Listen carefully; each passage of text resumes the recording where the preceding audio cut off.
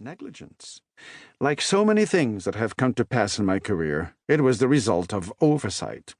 This is strange for someone who espouses attentiveness as the principal tool in life, but when I speak of paying close attention, I mean to the outside world, for the external forms of the world are infinitely lovely, and in looking at them closely, we realize ourselves far more fully than when we focus exclusively on ourselves and our personal well-being.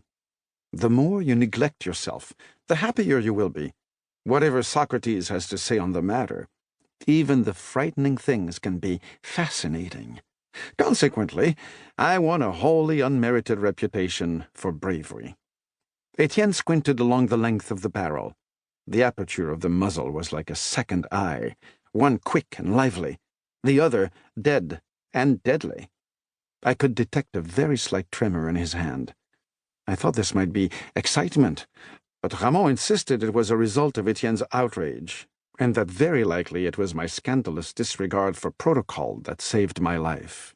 Either way, the next few seconds seemed to elongate, every instant a well-defined moment in itself. Etienne squeezed the trigger. The hammer clicked forward. The jaws struck the gun's frizzen. There was a puff of smoke from the pan. His hand jerked upward. The report seemed to reach me several seconds later, though it must have been less than that. At first, I felt I must be failing to play the game properly again, for I had not fallen over and, insofar as I could determine, was not yet dead, which I imagined was what protocol expected of me. Had Etienne eloped? It didn't seem likely. He swallowed hard, blinked once, bit his lip. There was a gasp from the onlookers, a soft sound made loud by many voices.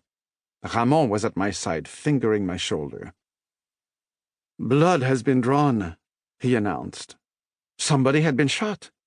I was concerned one of the spectators had paid dear for their injudicious curiosity. But then I became aware of a burning sensation in my left shoulder. My shirt sleeve was torn at the top of the humerus, and bright blood was soaking into the material. "Citizen Vidal," said Ramon, "this is enough. Each of you has fired a shot. Honor is served. We may call a halt to the duel now." "Can you move your arm, Citizen Darbon?" asked Etienne. I made the experiment. It stung, but I was in no way handicapped. The movement was fluid. The bullet had not embedded itself, just grazed the flesh, incidentally ruining my one good shirt. Not that I'd be needing that much longer, but it seemed a pity to waste perfectly decent linen. "Yes, thank you very much," I said.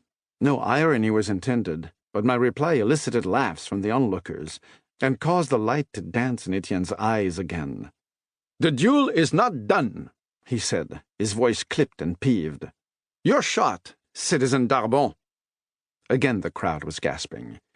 Being an innocent in these matters, I did not understand why, but I was later told the duel rarely took so long, and the drama of such a protracted combat was rare.